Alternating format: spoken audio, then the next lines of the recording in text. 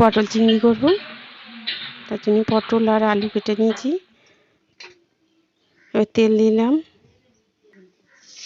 পটলটা ভালো করে ভেজে নিচ্ছি।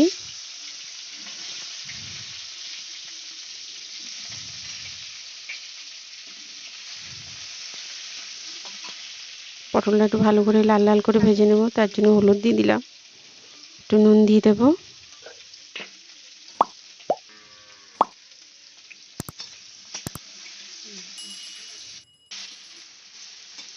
পটল আমার ভাজা হয়ে গেছে,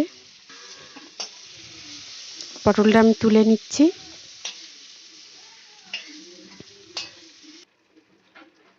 জিরা দিয়ে দিচ্ছি,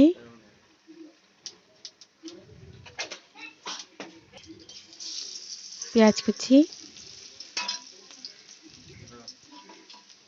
গরম মশলা, দুটো এলাচ আছে আর একটু দারচিনি আছে, তাই তেলের উপর দিয়ে দিলাম। আদা বাটা, রসুন বাটা, লঙ্কা বাটা একসঙ্গে বাটা আছে।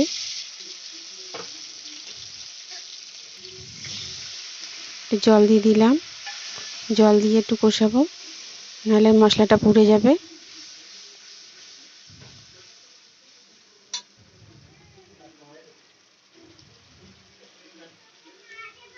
হলুদ গুঁড়ো,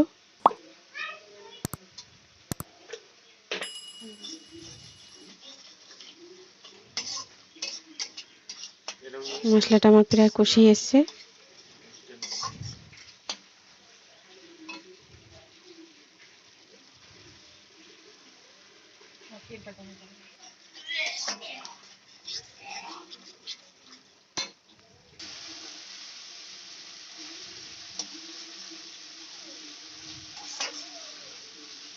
তেল ছেড়ে দিয়েছি মশলায়। এবার আমি আলুটা দিয়ে দেবো এর মধ্যে।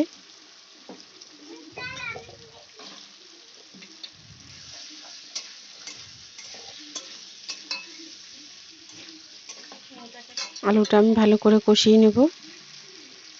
নুন দিয়ে দিলাম হাফ চামচ,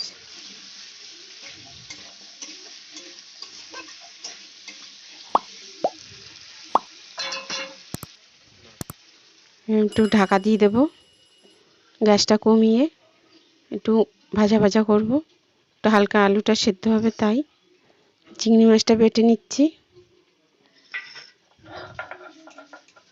আমি চিংড়ি মাছ বেটে আমি তরকারিতে দেবো, তাই চিংড়ি মাছটা বেটে নিলাম।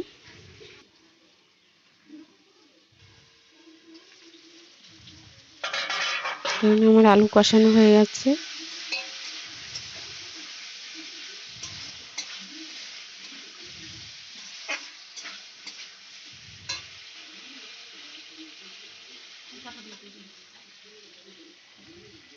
আমি এবার পটলটা দিয়ে দিচ্ছি।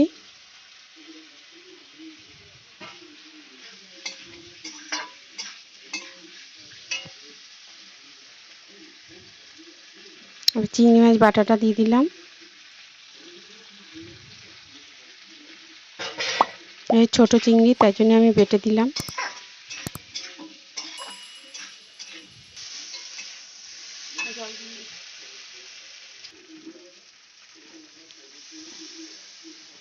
জল দিয়ে দিচ্ছি।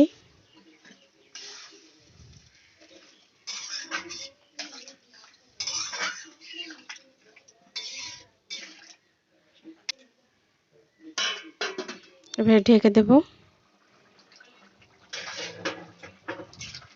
দেখুন আমার প্রায় তরকারিটা হয়ে এসছে।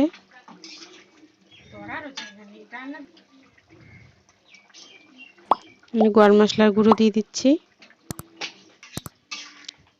ভালো লাগলে লাইক শেয়ার করে দেবেন, সাবস্ক্রাইব করে দেবেন।